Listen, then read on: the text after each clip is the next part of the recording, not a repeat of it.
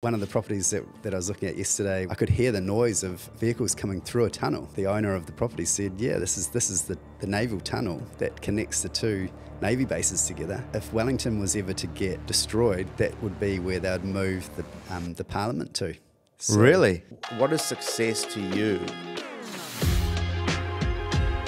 I think it was a learn to love it experience. And there's always pitfalls that you can fall in, but then you've got no one else to blame but yourself. Number one thing if you're struggling is to catch other people about it.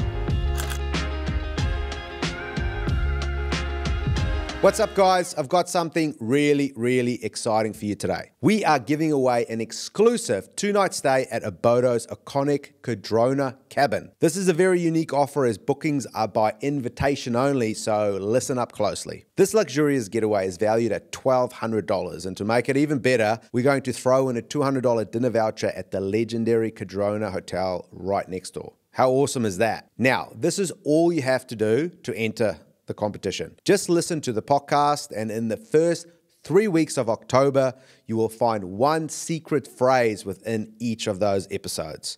Each phrase you find gives you a chance to win, so you can enter up to 3 times, once per episode, to give you the best opportunity to win. Does that all make sense? So 3 episodes, 3 phrases, and 3 chances for you to win that awesome prize. So what do you do with the phrases after you find them?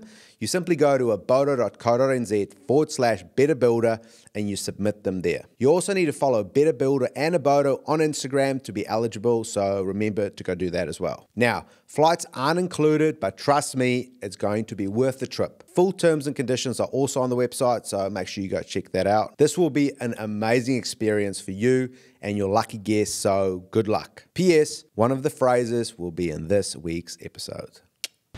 Ollie Mules, thanks for coming on the podcast. Oh yeah, no problem. Look forward to this. I've been looking forward to getting over here and having a chat. Yeah, exactly. You've been coming from Devonport, actually, which for those listening from out of Auckland is sort of like, isn't it Auckland's oldest suburb or one of the oldest suburbs? That's right. Yeah, and obviously there's the Navy, and then the funniest thing was actually yesterday I didn't realise that there's a tunnel that connects the Navy bases together, an underground tunnel. Ooh, I didn't know that. Are we allowed to know that? Well, yeah. Well, I'm sure you must be allowed to know it because one of the properties that I was looking at yesterday, I could hear the noise of vehicles coming through a tunnel, and we walked down to the bottom and looked over the edge, and the owner of the property said, yeah, this is the naval tunnel that connects the two Navy bases together, and apparently that's if Wellington was ever to get destroyed, that would be where they'd move the Parliament to. So really? It's a whole lot of funny That's facts. So funny because there are some sort of like a lot of Navy-based stuff there. There are some little tunnels like you can walk through and stuff like that, but I didn't know there's those massive ones. Yes, this is actually a functioning wharf there that goes through. So there was vehicles coming in and going in and out of the tunnel all day as we were there. That's crazy. Yeah. Is it loud in the house or? They can't really hear it.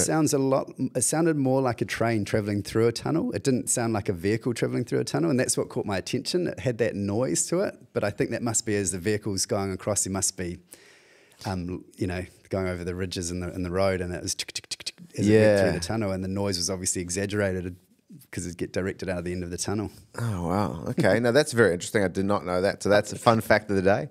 I want to hear a little bit about your sort of journey, how you got into things. Tell me a little bit about where you grew up. Where did you go to school?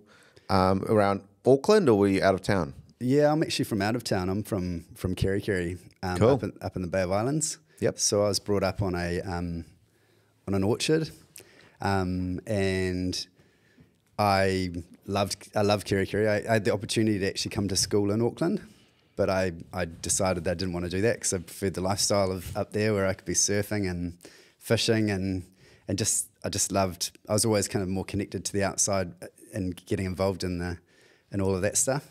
Cool. And Auckland always to me felt a little bit like the big bad wolf, and it's kind of like why would you ever live here? And it was always I always had this kind of funny thing about Auckland, but now living here, I don't realise it's as bad as I ever, and I actually really enjoy living here.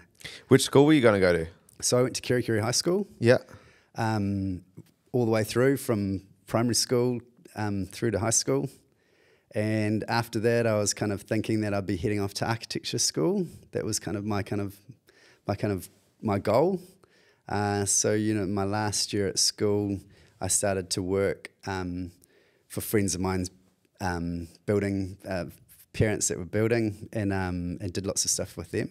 And then eventually got involved with the New Zealand Historic Places Trust, restoring old buildings all around. Obviously, there's so much history up there that we got involved. I was involved with a little bit with Pompelia House, which is in Russell, cool. And then the Stone Store down in Kerikeri. So that was when I started to really understand that I actually loved the actual physical side of construction, and that was where I was thinking, right, I'll work my way through this and then go off to architecture school with a really good understanding of building and construction. Yeah, and that would have been beneficial. And who were you when you were like, you know, young, late teens, early 20s? Like, who was Ollie back then? Who was he? How would your friends have described you? My friends would probably describe me. I think. How would my friends describe me? That's a good question. I've always been into the outdoors, and I've always loved that kind of side of it, which has kind of flowed through most of my life. I've always kind of had a passion for design. That's always been. I'm quite creative. Through school, I was, arts and design and all of that side and maths were always my strong point. Cool. To be English wasn't my strong point. Terrible speller. That's right. You don't need that these days. It's autocorrect. But and I think I was always about spending lots of time outdoors with my mates, and we'd go camping and fishing, surfing, anything that was outdoors would be into it. Yeah, that's interesting, Because then, like, that makes more sense to do the building. If you like outside, you know, we want to be inside the office being an architect, you know what I mean? Yeah. So it's kind of interesting. Okay, so it kind of evolved. You were always sort of keeping one eye on architecture, but you just sort of couldn't get yourself outside of the building. So when did you, or where did you start your apprenticeship? How did that sort of come about? So when I was working for the New Zealand Historic Places Trust, one of the main guys there, a guy called Fergus, he was all about trying to get us upskilled. He was looking for the long term for us, and knowing that if we could get us clicked into this, we could just be with him, and we'd obviously have quite a strong skill set in that more historic way of building. So that was when I started that process. And then a friend of mine, actually, I've always, obviously with the outdoors, I've always loved skiing. It's always been a big passion of mine. And a good friend of mine said, right, why don't we go down and do the ski season in Wanaka? I thought, that's perfect. I can work all the way through. I'll get enough money, be able to do a ski season down there and not have to work, and then come back up, do one more summer, and then go to architecture school. So we went down and did the season in Wanaka, and suddenly really got hooked into skiing. And pretty quickly, 7 years flew by, going back to back, winters all over the world, from Japan through Europe, most of the time in Whistler in Canada. Cool. And then I was always in the back of my mind thinking, wow, you know, life's funny like that. You just never really know kind of where you're going, but you feel like you're following the right journey. And I ended up working on a super yacht for 2 years, and that was when I started coming back more into the building side of things, the boat, the maintenance, all of that stuff, and realizing that I actually had quite a strong skill set with things that weren't, you know, straight, and that was thanks to the time that I had in working in the Historic Places Trust. Was they taught me how to think outside of the box, how to look at things and be able to construct it in a way that isn't probably the mainstream kind of way of doing things. Yeah, that's interesting. Yeah, so your whole background, your whole foundations are around things that are skew, kind of like bringing the old and the new together and figuring out different ways of how to solve a problem, I guess. That's it, yeah. And I think, you know, looking back on I've always been a problem solver, and I've always liked to see something that isn't right and making it right, and that's probably my visual side, and that's the creative side of me, where I can go into the backyard and I can see that it doesn't look right, and I can visualize how it could look, and then being able to deliver it and actually be hands-on is a part of it that I really enjoyed as well. So I was able then to come up with the vision and then also go and then implement it. It meant that it just flowed through, and that gave me a lot of job satisfaction as well. I love that side of it. Yeah, because it's kind of interesting with renovations, like these old homes. Like, how old were some of the homes be that you work on, say in Devonport and stuff? Yeah, over 100 years old. Right. Yeah. So you kind of renovate those homes. Sometimes you probably put a modern extension on or something. It's like sometimes it's not really using the math, right? It's almost just using the eye sometimes with making sure things are the lines, how the lines are and how things kind of line up visually. It's almost like you have to look at it more visually. So it is a bit more almost artistic, a bit more fluid than just being like off the plan, straight 90-degree angles and things like that, you know? That's definitely a part of me that I've always had, that side of, and I think that's when it comes back to, you know, once I was finishing school, I kind of was torn. Do I go to architecture school, which I did love the design and the drawing side of it, or do I go off and finish off a building apprenticeship and become a builder? And that's where I kind of left in this kind of dilemma of what way do I go? And then obviously skiing then got in the way of that for a bit. But then coming back to Auckland was when reality really had to come back into my life, and that was where funny things happen in your journey in life, where you bump into people at the right time, right? And luckily I did bump into guys that I used to go to school with, and they were able to offer me a job working for them. By this stage, they're obviously the site foremans or site managers, and I was able to work under them, and then started to get back into it and realised actually I do really like the physical side of construction. Yeah. And then how did you then transition? So you got your ticket with one of those setups, or which company did you get your well, to be honest, my ticket is still, I'm still sitting here with my ticket in the same position as it was then. Which, that's awesome. which is you know, 80% complete, and I often think this is a funny thing.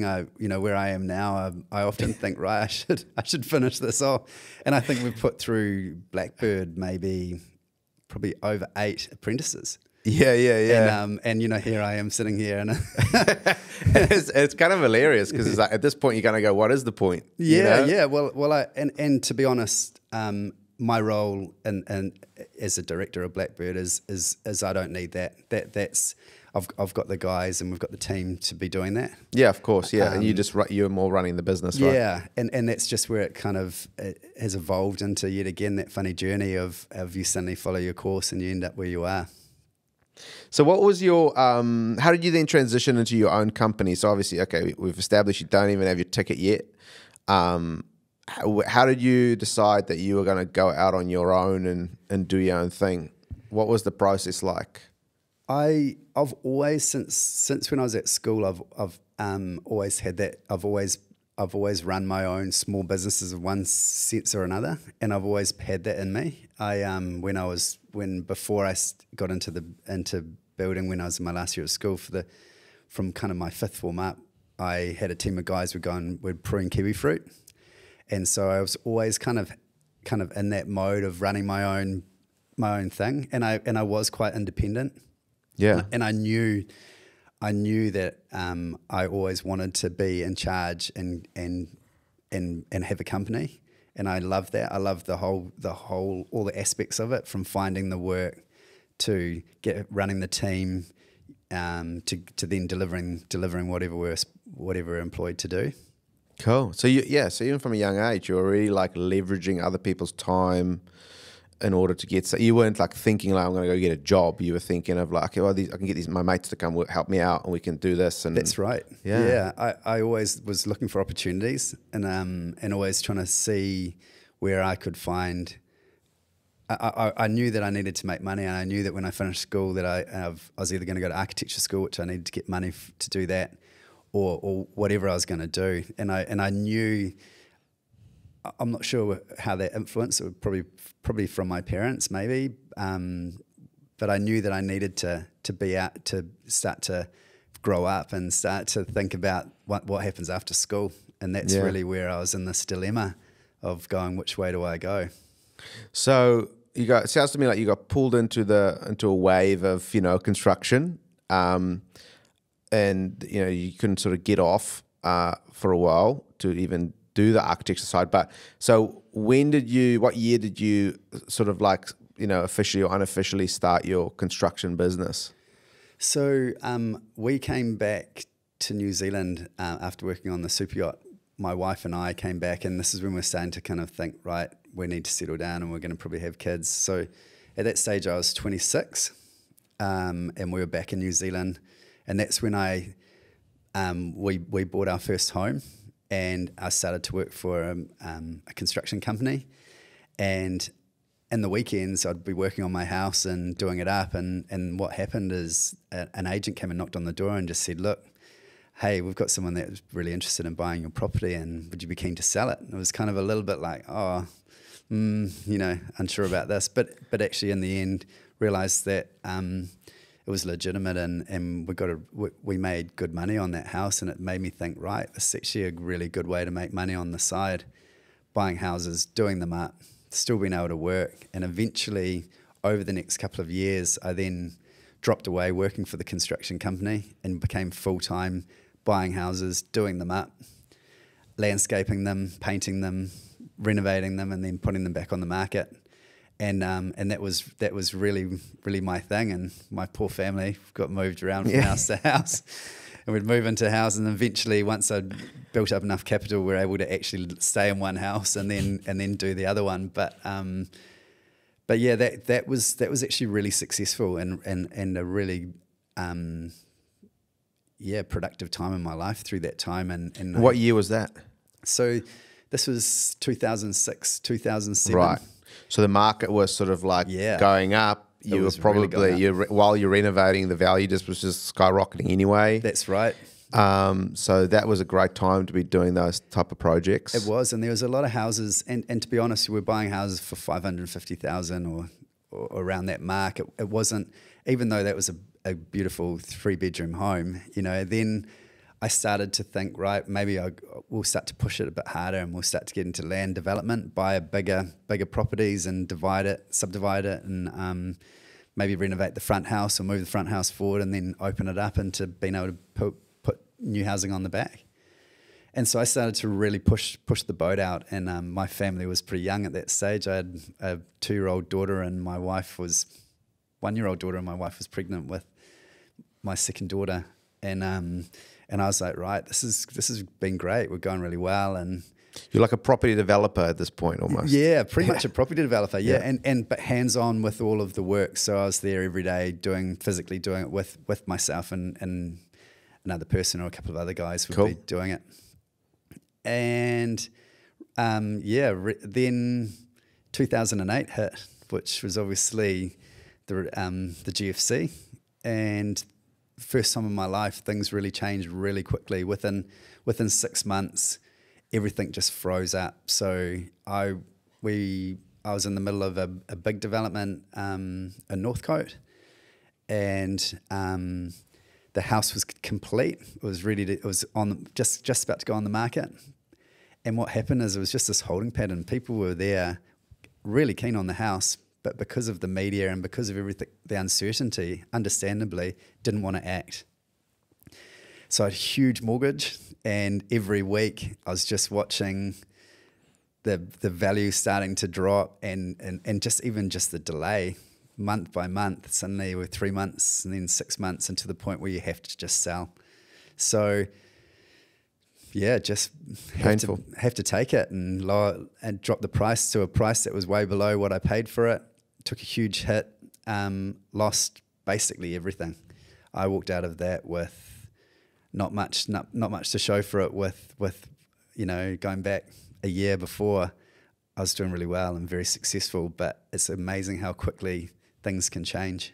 And everyone says through those times you learn.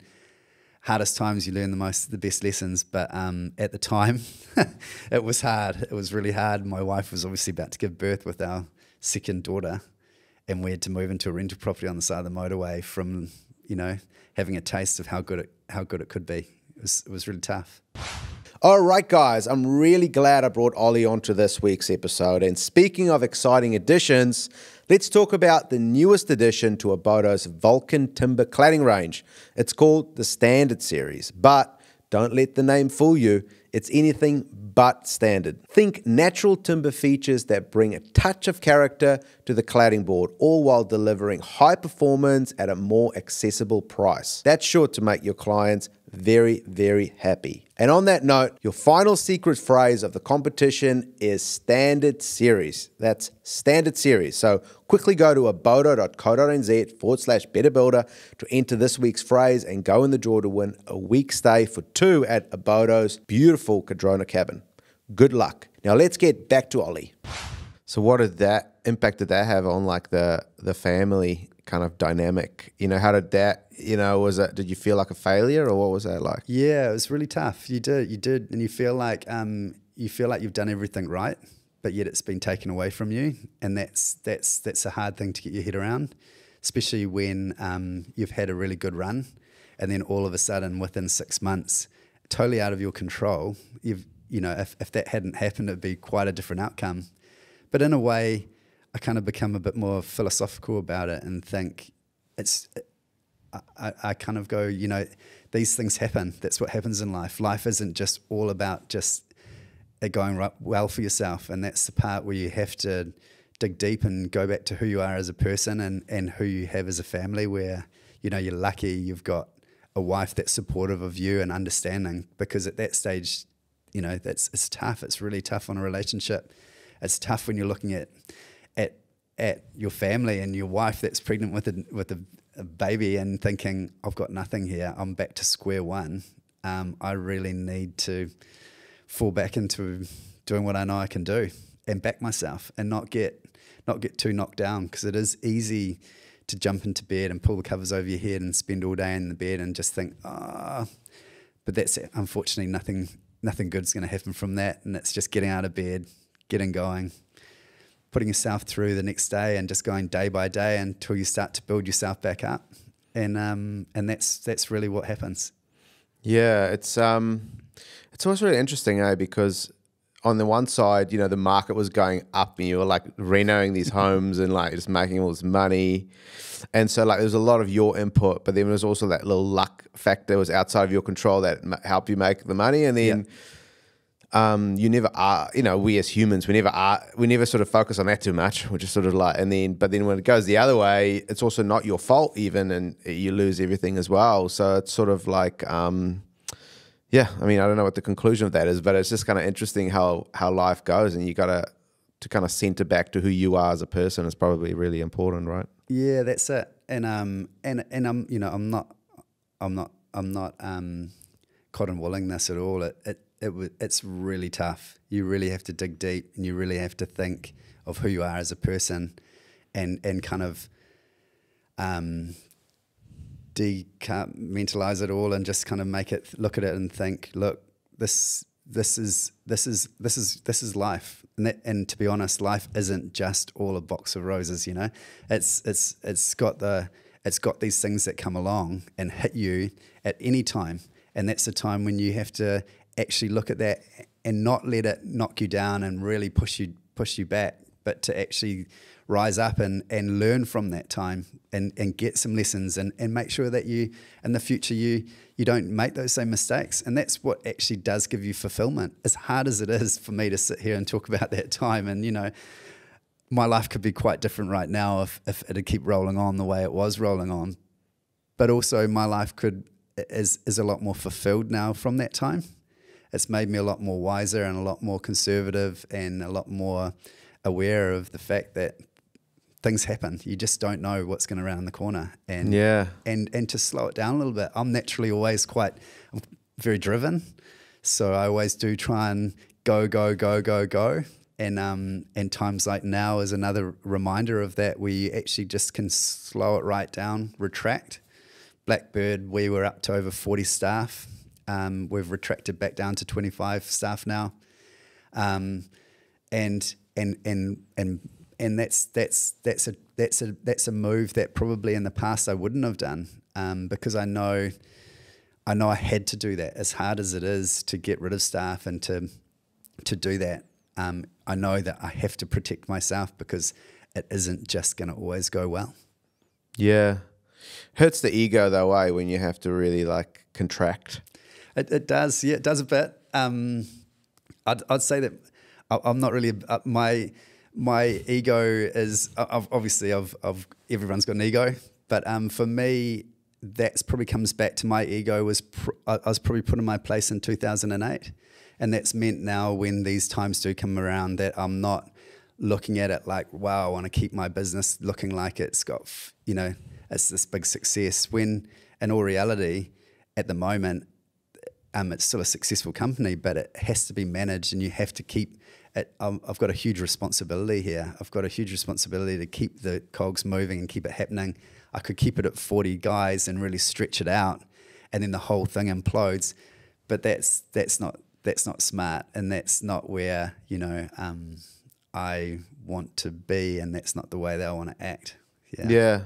It's almost like you've learned from '08, and now you don't sort of overthink it or over emotionally react or anything. You just sort of like logically look at what needs to be done and act accordingly. Yeah, and from an emotional side of things too, you have to step away from that, and that's the part that I learned. I learned that from an emotional side, and from 2008, that actually not to let the emotions take over, because once your emotions take over, you actually start to make decisions that are quite detrimental. And as hard as it is to really pull yourself back, that's the part that I've learned from a lot of mentors and people in my life. The people who are successful have got that ability to be able to step back and go, actually, I can see this in a clear thought pattern without being influenced by emotion. Yeah. Emotions seem to just get in the way more often than not. It's sort of not very useful. It's mostly not useful, especially not in business. So let's talk about Blackbird. So Blackbird had a different name before it was Blackbird, right? Yeah, Blackbird was originally called Volley.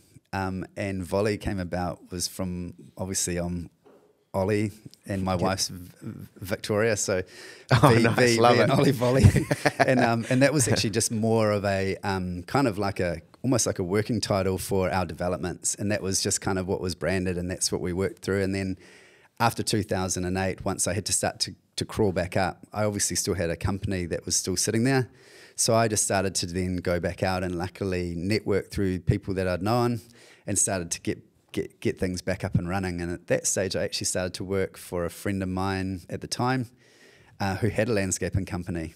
And that was when I started to really realize I actually really enjoy the landscaping component because of the design side of it. That really stimulated me, and how quickly things would happen. You could get a real big visual progress happening each day, and it gives you a lot of reward. And that was a good, as hard as it was to be back working for someone else, it was really good for me to be shown another element of what really I could get into. And then eventually I ended up working my way back up and set myself up as a building and landscaping company. And that was where people would get confusion. They didn't know, hey, Ollie, is he a landscaper? People would introduce me as a landscaper. Some people introduced me as a builder. And I kind of kept that going. And then the branding got confusing. People didn't know what we were. And luckily we were working for a guy at the time who said to me, we've got to give you a new brand. You've got to rebrand you. This just doesn't reflect who you are and what you do. And you know, he could sense at that stage that we're about to really begin to fly. Excuse the pun. Sorry. I was just like, pun intended or pun not intended? No, that wasn't intended.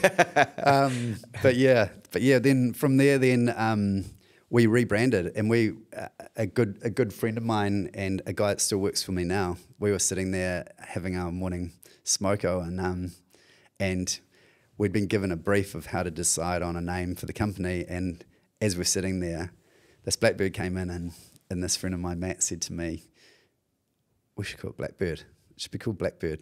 And I just thought, man, this is, when it's such a good name and it's perfect. Yeah, it's cool, that alliteration, and it's just like, it's nice.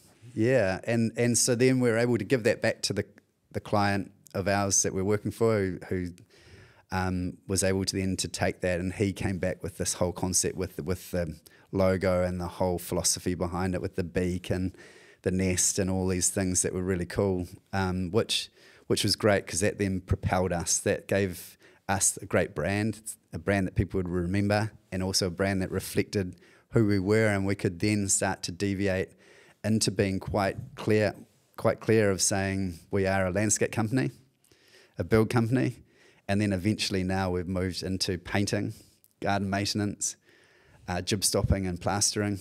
So that's been great for me because I've always known that having it captured as a big bundle or has always been so good, because it means that from a job flow point of view, we can all collaborate together. We can have the landscape team working alongside the build team and the build team alongside the paint team. And in the past, it's always been friction and conflict when we all know that we need to be building as quickly as we can and getting the clients into the jobs and back into their projects as soon as possible. If we delay that because one sub-trade says, I don't want to work while the builders are here, we all know what happens. The project gets drawn out and you don't deliver on time and normally don't deliver on budget because it's just not an efficient way to work. So yeah, that's good, eh? I mean, that's definitely good. But devil's advocate, a lot of other builders would say that, it sort of distracts from the main, I know I've talked to other builders, they started their own, they had like a building business, and then they kind of, generally they go into like the earth moving business, and then maybe they have like a scaffolding business, and they kind of bring them together. What are your sort of thoughts around could it distract from the main thing, or is that it's not the case for you guys?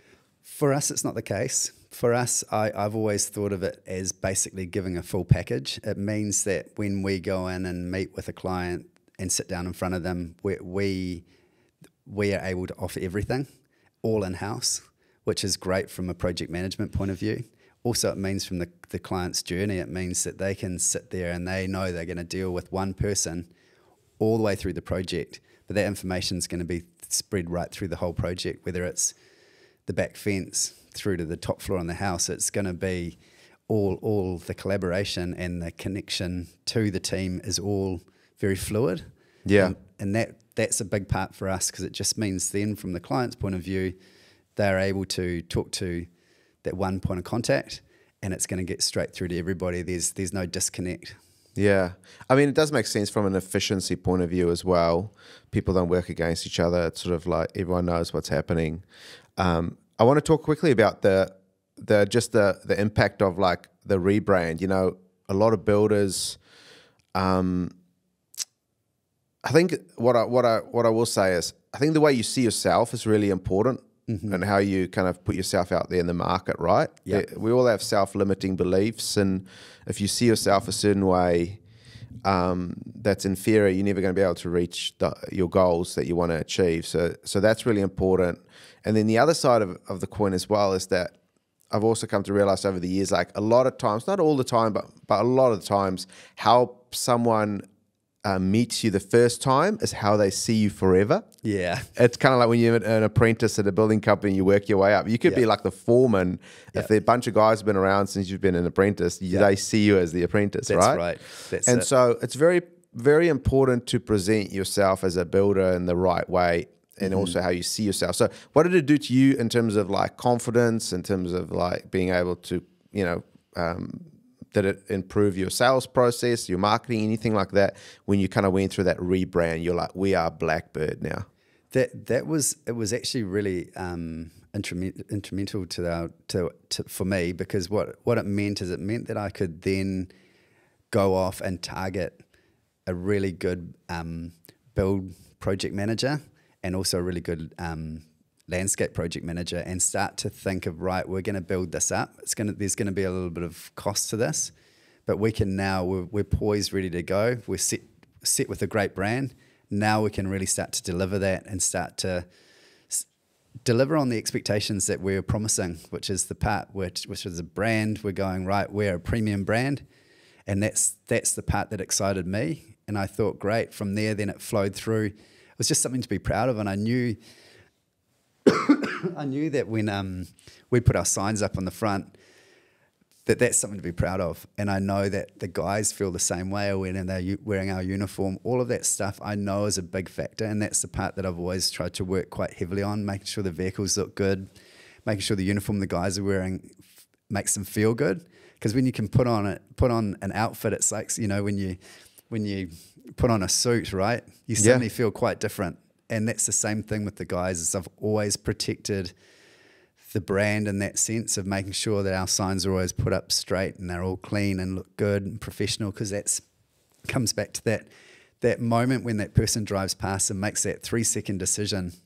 Wow, that company looks professional, or that company doesn't, and that's within 3 seconds of them driving past that job site. And that's the part which I've always been quite strong on, along with the culture and the team, the guys all working together, but that actually flows through to the brand. Yeah, I think that's extremely important. So let's talk about your company for a bit. Yep. So you guys have been around, officially under Blackbird, you've been around for like about a decade. Obviously, before that, you were under another name, but you guys have been around for, how long have you been like in the building industry now? So from 2006, 2005, 2006. Right. So it's almost 20 years. Almost 20 years. Yeah. Cool. So your company, how many guys have you got? You said you've brought them down. How many have you got now? 20? So we've gone from 40 guys on the ground, and then in the office we had 5 or 6. Okay. Now we've retracted. The guys on the ground, we're down to 25, and in the office there is 4 of us, and that's just been really mainly to weather the storm of the recession that we're in at the moment, and just pulling back, making sure that we can still keep on top of everything, and just be poised, ready to build back up again when things start to take off. Yeah. Well, yeah, you've had a bit of a dress rehearsal for this in like 2008, right? So you kind of like, you could probably remember certain elements, so you can probably some learnings. So who's in the office? So it's you and who else? So in the office, I've got a accounts manager, and she's actually a qualified accountant, which has been a big shift for us. We've gone always from bookkeeping, but now I'm needing a lot more reporting and that side of it. And obviously, the business got bigger. We wanted to make sure that side was really covered off, because that's very important, obviously. And having someone with that expertise has been huge for us. And I think that's been something that I wish that I did earlier, is just getting a very specialised person in to do that job. I've got an office manager, and she's brilliant. She's kind of a little bit like mother hen. She's great at coming in and pulling boys in when they need to be pulled in, or straightening things up when they need to be straightened up. And she's a lot like my right hand man. Cool. And then we've got a office assistant, which is great. So she takes the calls, the inquiries coming through her. She loads all the inquiries into the system, and then gets everything ready to go for when when I need to go out and meet with them. All the information's all compiled and put into a folder, so that then frees me up and keeps me flowing as much as I can. Yeah. Okay. So let's talk about the accounts person, the accountant. Which elements do you wish you kind of incorporated earlier? Like, I know it's very important to set up your accounts properly. Mm-hmm. So you're not running like a Ponzi scheme or anything like that, like that, moving money around too much. And like, what sort of setup is important in terms of your financial setup, the back end, the account setup, and what talk to me about that. And I also want you to talk to me a little bit about like the numbers that, because reporting is important, but what do you look at? What are the numbers that you focus on to make sure you're on track? Yeah. So to go back one step, basically, obviously we're running 40 guys in a big company, and needing, I was wanting to make sure there's a lot of responsibility there, right? And there's also a lot of structure, and it starts to become a little bit more formal. It's not so, and because I'm a bit of a creative, it's quite fluid. I'm quite like that. But understanding that's my personality type, I understand that you can't be too much like that. You need to give it structure, and you need to start to give everybody a position and where they are and how it all works. And so we used a company that came in and they helped us out. And amongst that, it was highlighted that we needed to have better reporting. We needed to have someone who was able to sit there and crunch numbers in a professional manner. Not saying that a bookkeeper isn't in a professional manner, but it is a lot more advanced. Yeah. And it's a lot more strategic, and it's a lot more of the support that I needed. I have naturally have a good gut feeling on how things are running, which is great, but I need to be reassured we're seeing the numbers, and that's what we worked heavily on, is making sure we have the systems in place that we are able to every month look at each division of the company as an overview and see how they're running, and then drill down if things aren't looking good or things aren't making sense, to be able to then get some really good reporting. You can imagine with Blackbird, we've got the build, landscape, paint, garden maintenance, and plastering and gypsoffing. That it's easy to look at it all as one big entity. That's kind of quite up there, right at the top. But then you need to start to break it down in which divisions, and that also gives you the opportunity to look at growth, and it also gives you the opportunity to look at where things aren't going well. And that's been huge. That's huge for me, because that's really where my role, even though I am very sales heavy, I'm able then to be sitting there and be more strategic with the company and looking at things for growth or retraction, depending on what's going on in the market. Right. So your accountant will sit down with you, and then the accountant's a bit forward thinking as well, and they'll be able to kind of say, hey, going to have, cash flow is going to be maybe an issue, here 3 months from now or whatever, right? They're able to kind of look ahead. And also the nice thing for me is, luckily, the office manager as well, she's got a good understanding of the business as well. So between the three of us, we can sit there, we can look at the numbers, and we can all of our input's quite important. And it means then that I can walk out of that meeting knowing, right, we've got a strategy for the next month, whether it's working on an issue or whether it's working on growth, whatever it is, we've got that strategy, and that then sets the next month up. Yeah.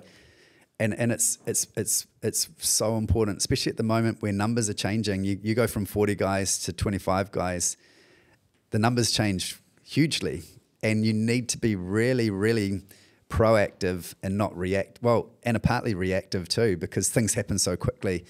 And all of a sudden you're like, whoa, okay, we don't have that cash flow that we used to have. Yep. And so that means that we have to be running very lean. Yeah, especially in this industry as well. So, okay, and then in terms of your sales process, so, well, firstly, let me just give me an idea of your crew mix as well. So on site, how many qualified guys would you have out there versus with apprentices and that sort of thing? So we've got 3 qualified guys at the moment, and then we've got 4 apprentices in the build side. The build side's retracted a lot in the company, and just for the level of work's just dropped back. So we used to run 2 or 3 large building projects at a time. At the moment, we're just running one big build project at a time, and so that's a big shift. We had to really change the way we were structured to be able to address that. Yeah. Luckily for us, the landscaping side and the painting side is there to fall on, and at the moment, both of those divisions are actually going really well. And our paint side is actually in a growth stage, which is crazy. Cool. But that comes back to reporting. I can see that we've had 4 months of growth. That means for me that I'm now happy to take on another staff member and start to build that side of the business. Yeah. But looking at reporting from the other side, and such as the build side, I was able to see, look, we don't have the inquiry level that we have. We have to retract this. Yeah, you're almost like and some people can see this as a negative, and I don't mean it that way, but you're almost like a generalist now, where you have like a lot of things going on. Yeah. And what's the benefit of, or how important has it been to be structured the way you are in this sort of downturn market compared to being like just a niche builder in one particular category? I think in life, and this comes back to different people in my life that have given me advice or mentored me, they've always said never have all your eggs in one basket. And I really do take that on board. And that's the part where I've always seen with this vision of Blackbird being not just a building company. I've seen that we can then add all these other components to it. That does help us to weather the storm. And after COVID was exactly that. We came out of COVID, and all of the 8 building projects that we had lined up, even with deposits, froze. So we came out of that with, I think we had 18 builders working for me at that stage with no work to go to. and that was a really, really another really tough time. And this is where tough decisions had to come in.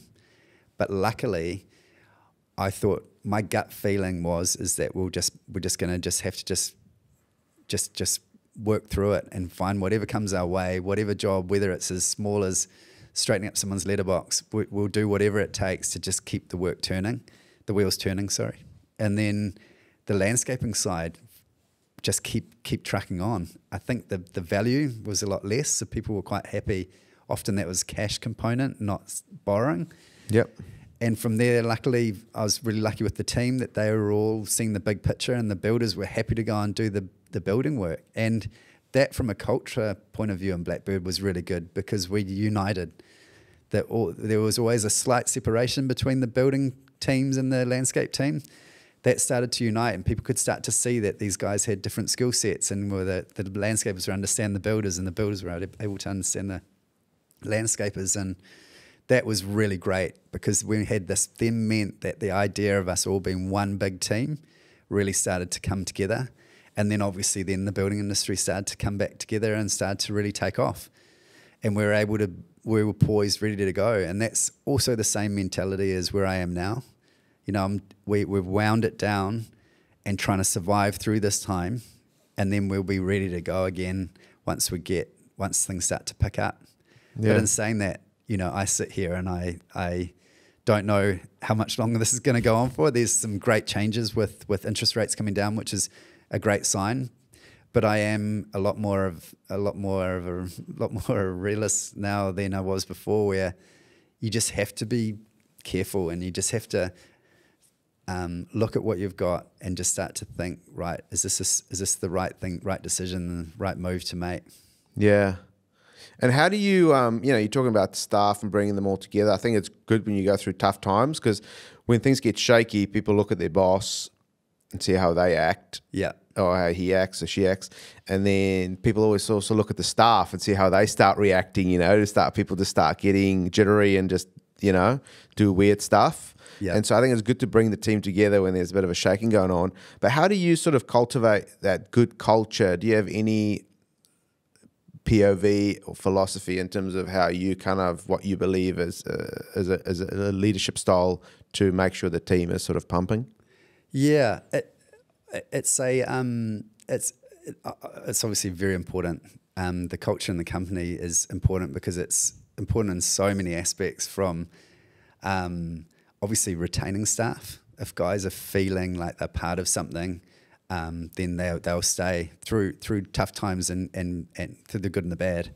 And that's the test now, because really the pendulum changes. At the moment, there's lots of people that ring me asking for jobs who are amazing builders, but I've got the team of guys that I've got now who I'm standing by, and I'll fight for them to make sure we get through this time, and they are my priority.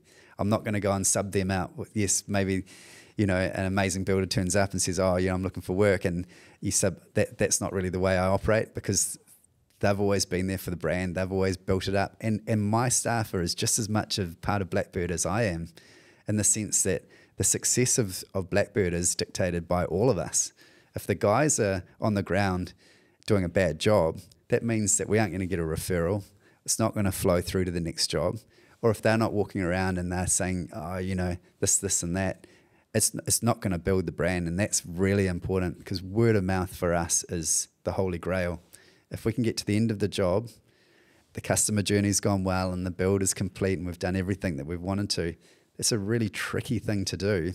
And if all of those elements come together and it is successful, that is really the holy grail. That means that client will be telling their friends, we really don't even need to advertise. It just means that the next job is sitting there ready to go. I'm going and meeting other people for the one after that, and it just flows through. Yeah, so your form of advertising, your form of marketing is really zoning in on providing a good client experience so that you can get the referral off the back of it, right? That's it. And I assume from my conversations, you don't spend that much money on actual marketing out there that much, right? That's right. Yeah. We've only ever spent money, direct marketing is when things, after COVID, we we paid for some paid advertising online to do that. For us, that just got, it wasn't really our target market. It just meant that it could fill the gap, meant that we'd get in, the crooked letterbox, we'd get all of that stuff would come in, which was fine. It was a quick fix. But from a brand point of view, we're a premium brand, and we love doing all of that high-end tricky stuff and all the things that a lot of other building companies probably wouldn't want to be able to do, or probably don't have the experience to do. That's what we target, that kind of that market. Yeah. And so then, that's where we'll be able to leverage off that. Yeah. Yeah. Are there any sort of practical elements that you've kind of put into business to make sure that client experience is like a positive one? Because it's not as easy as, just, say a restaurant providing a good client experience. It's a little bit easier than having like a complicated renovation where you have like maybe the husband's there to make sure everything's staying on budget. The wife is very particular about the aesthetic and things like that. How, what practical things have you put in place to ensure that client experience is as good as possible, whether it's, communication and whether it's how you approach things? Do you have any sort of thoughts on that? Yeah, obviously communication is the big thing. It's really easy, especially with a company like Blackbird, where we've got a lot of processes and in-house things that are going on, for the client not to realise all the stuff that's going on behind the scene. That's something that we've consciously been trying to work on, just to get them a little bit engaged in that, so they understand that things are happening behind the scenes, so they don't feel like they have to. It makes them feel uncertain. So what we do is we run quite a strict structure through the build process of making sure we have a weekly set meeting where the client will meet with the site manager and the project manager and go through what's been going on. Every Friday there's an email that will go out to every one of our projects, just with an update of what's gone on during the week and what's coming up for the week after. We on site have obviously quite a slick process of making sure that everything flows from whiteboards on site through to all of our project management's all done through an app. So all the guys' times are all loaded into an app. What do you guys use? At the moment, we're with Co-Construct, which is an American-based project management company. Yep. Now we're actually we've moved over to Workflow Max, which we have had always in the background. We've modified that, but at the moment Workflow Max has just been sold, so that's been sold to Blue Rock from Xero. Right. So they're going through a bit of a transition at the moment. But in time, I'm sure it will deliver everything that we need. But yeah, that means then that it's obviously got a timekeeping app. Means that every task that the guys that they're starting, they know how many hours have been allocated to that task, and that's what we're doing on a weekly basis to make sure that everything's staying on track. Yeah, that's super important, eh? So that client experience is a good one to get more work. How do you, what mechanisms have you put in place around your contracts to make sure that legally you've reduced your risk as much as possible and put yourself in a good position for it to be a successful outcome? Are there what sort of contracts do you use, and are there any sort of clauses or anything that you've added to that to kind of, put more strength around that? Because of this, of the range of work that we do, from the build contract side of things, we're a member of Master Build, and so we run that on the Master Build contract, and then through to the more smaller things that we're running, the smaller jobs. We're actually just on the back side. We've just got a page one of all our terms, but that's an interesting thing at the moment, because with this kind of environment, you've got clients who are obviously under financial strain themselves. They do definitely push the boat harder now than they do before. And the legal side is such a bigger player for us, which is really important to make sure you've got all of that set up properly. We use Noring Law, who are amazing at making sure that you can just be set up in the right position, so that if unfortunately something like that does happen, you've got all the paperwork right, because it's very easy to miss something or have something not signed, and basically that's the difference between getting paid or not. And and do you guys have, because a lot of builders don't, because construction has its own like law, right? So a lot of builders starting off don't understand that, they may go see their family lawyer, or they may go see their, I've had some guys, they'll go see the, a payment, who are those guys, what do you call them, who chases like your payments for you? Like debt collector. Yeah, like a debt collector would come up with clauses and then put that into your contract. But it's probably important, right, to find someone that understands construction law and can make sure that that's a nice, strong document to cover yourself. That's correct. It's really important, because it's a very what would be the word, defined part of law. Yeah, it's unique to the industry as well. And I've been through, I've got a general lawyer, and I've had to use him in the past for things. Now that I've moved in with a specialised law firm, it's night and day, and you realise that yes, it is expensive, but also they also get your money, and they make sure that you are set up in the right way, because you're always going to come across people that are going to take you for a ride. And especially in the building industry, there's a lot of emotion, there's a lot of misinterpretations, and there's a lot of expectation. All of that stuff is really a very time-consuming and challenging time, especially for any company. It takes up so much time, and if you've got someone good standing there working on your behalf, it can just move things along and take all the emotion away from it and get things done and dusted. And actually, you only lose a few weeks sleep rather than a few years sleep.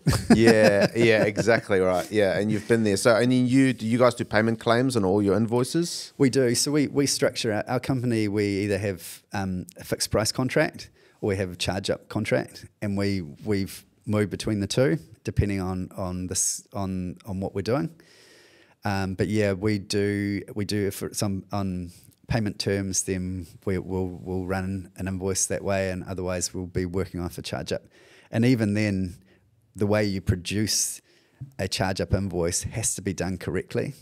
And if there's things missing on that, would actually make it a void invoice, which is not what you want when you know that you've done the work and you've finished it, and that's when it gets into the legal world, and that's when we had like a lawyer on, a construction lawyer on, barrister, a few weeks ago. I don't know, you probably would find that relevant to listen to. And we were talking a lot about the payment claim process and how most builders don't understand that, and that there's actually a lot of builders that probably have outstanding payments out there that can fully go and claim those payments in a fairly straightforward way, but they don't understand the payment claim process, so they don't do it.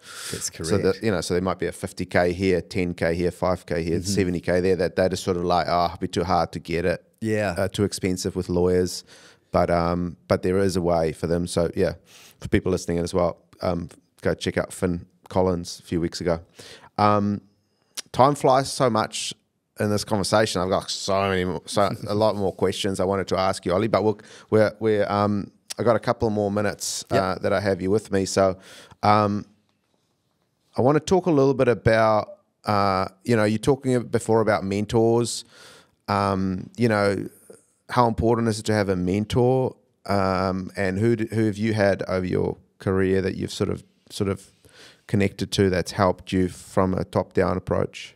I think when you're running your own business, you're on your own, unfortunately. You are sitting there and you're the one making all the big decisions. Yes, you've got the support of your team, but it's often you don't actually get to sit with people that are really in the grind, doing exactly what you're doing and understanding it. And that's where, through the network, through our suppliers, we've connected with other builders, and that's been really, really good for me, because you can sit there and you're having a beer with them, and we're all going through the same thing. We're all dealing with the same issues. We're all facing the same stuff. It's no different between my company and anyone else's company.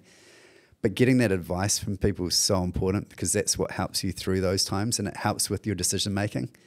And that's where I've always been open to talking to other building companies openly, whether they're asking me for advice or whether I'm asking them for advice. It's really, really important. And I think that's something that I really want to promote is getting guys together that are all like-minded and going meeting and having dinner or doing an event together, because that conversation does help. I'm lucky. From my life, I've got some amazing friends who are very successful. I've been around very successful people. Luckily, in my skiing career, I end up skiing with the very top percentage of people in the world, which are amazing. When they're on holiday, you get to tap into them, and you're sitting with them, with these amazing people, from head of Microsoft to CEOs of huge other companies and executives, but they all give you little snippets that you end up pulling back in life, and you start to realize, wow, it's so lucky I'm so lucky to have that experience from other people, and then passing it on to me. Yeah, so it's kind of being open to, or open enough to ask questions, right? And not sort of have the attitude that you kind of know it all, Yeah. And so the more you're open to kind of reach out. And I do feel, do you feel that people that have sort of further along in their career are always happy? 100%. To give that input? Yeah, and it's funny because it feels awkward to ask them, because in a way you kind of hold them in high regard, right? And you're kind of going to them saying, oh, look, I've got a problem, which is hard. That's always hard to talk to anybody about a problem, but that's the part that's really important to do. And that's really important for so many levels, even from the mental health side of things. But when you are a business owner, you are sitting there at the top, and you've got a lot of responsibility, and you've got a lot of pressure on yourself. And that's the part where you need support. You need to have guys that you can ring up and just say, hey, I've just done something really dumb. Because we all do. We all make mistakes under pressure. We all make mistakes. We all do things that you wouldn't normally do if you were to sit there and logically look at it. And that's the part that is when you've got good people around you that you can call on and say, hey, I've just done something really silly. I need help. What's your advice here? How should I handle this? Because that's life. Things are going to come at you all the time. And it's just the way that you handle is the important part. 100%. And success obviously leaves clues. There are builders out there that you have come across, construction business owners, versus guys, that do really well, versus guys that sort of just tick along. Yeah. What have you noticed? What are sort of the main differences between the guys that are out there being really successful and making it happen versus the guys that sort of tick along and don't really get anywhere? I think there's a place for both, obviously. I think that there is people that are amazing. I think the divide happens. The people who are very driven will normally end up running their own show because their way is right. But then you've also got the other side of it, the people that are happy to be working under someone. If they feel that person has got good leadership and is there for them and is going to support them, they will work under that person all the way through their life and have fulfillment. And that's, I think, the different personality types that you have, which is the amazing thing about life and what you need, right? If we're all just leaders, it would be probably World War III. But it's good. It's a good way to be with having these guys around. Yeah. Yeah, and I think that it's really important as well. And I think through this podcast, we've established very clearly that starting and running a construction business is not for everyone, and it's not for every builder. Not everyone should do it, because a lot of times, the risk almost do outweigh the reward, or does outweigh the reward, and it takes a certain personality, and not to say people shouldn't get into it, because obviously it's very rewarding as well, but it's definitely not for everyone. So you definitely need to be up for a challenge, and I think you definitely need to have that problem solving mentality. Those are some key attributes to being able to be a business owner, a construction business owner, because you are going to get a lot of things thrown at you, and you are going to have to wear a lot of different hats. And for that first little while, you're basically everything. You are doing the quotes, you're doing the work, you're running around, you're marketing, everything is on you. You're doing all the contract stuff. It's huge, and it's now you know, being a builder now is a very professional business. You know, it's a very professional. It's a lot different to how it was when I was an apprentice, where you'd write a paper invoice and hand it over at the end of the week and you get paid. Now there's all these things that people expect, and it's a huge responsibility.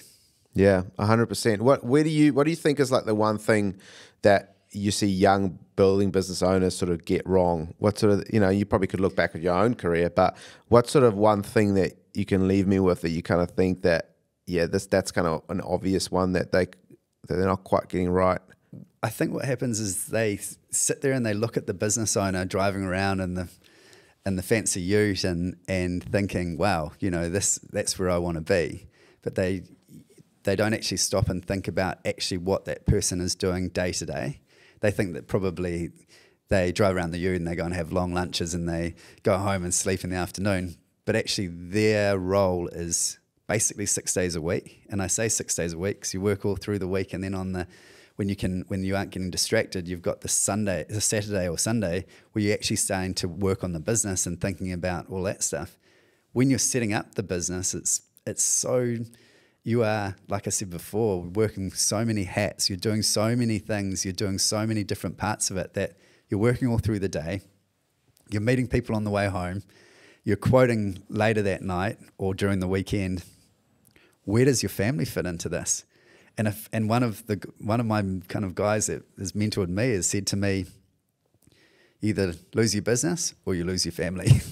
and he was quite right, because I know for myself, when I was building the business, I was consumed. I was really consumed by it. And even now it still consumes me when things aren't going quite to plan, or when things get really busy. You end up getting consumed by the business, which is a sacrifice on something. And normally that sacrifice is either your family or your friends or your own personal health, where you're not going to the gym or you're not getting anything in for yourself. So that's a really big factor that I think a lot of people, and I say to the guys that work for me, you're better to stay with Blackbird and use the machine that we've got here than it is to go and try and start this from scratch, because the hours you're going to put into this, you're going to make a lot more money by just doing what we're doing. Yeah, and also the amount of, you're absolutely right, and the amount of hours I always think around what you actually, because you think, when you think about working, right, you go, okay, cool, I've worked 50 hours this week or 60 hours, whatever, 40 hours. But you never really calculate the time that you spend like thinking about like problem solving in your head, like while you're driving, while you're in the shower, while you're sitting at the dinner table, like being a million miles away. Yep. You know, you probably put way more hours in than you think when you're the business owner. That's it. Because you're just like you say, you're all consumed by it. I really appreciate you coming on, Ollie. I've got some rapid fire questions before I let you go if you're all good, and we're just going to shoot through it. Feel free to pass any of it if you want, or just go for it. So remind me, how big is your team? We are 28 people in the team. Cool. You've already told me your crew mix. How many projects did you complete last year? Oh, that's a good question. Probably between 30 and 40. What was your turnover last year? Under 1 mil, 1 to 3, 3 to 5, 5 to 7, 7 to 10, or 10 mil plus? 5 to 7. Cool. What's the lowest, if you're talking about the construction business side of your business, what's the lowest gross profit margin building company should be aiming for? That's a good question, that one. And it depends who you talk to. But there's a lot of guys that run on 15% gross margin, on gross profit. Yep. I think that's pretty lean. Yeah. Yep. I think that's really hard to make that work. Yeah. QS or price yourself? QS for all of our build projects, we QS, and then we price in-house for all the smaller painting and all the other stuff. Cool. Free quote or paid quote for your construction projects?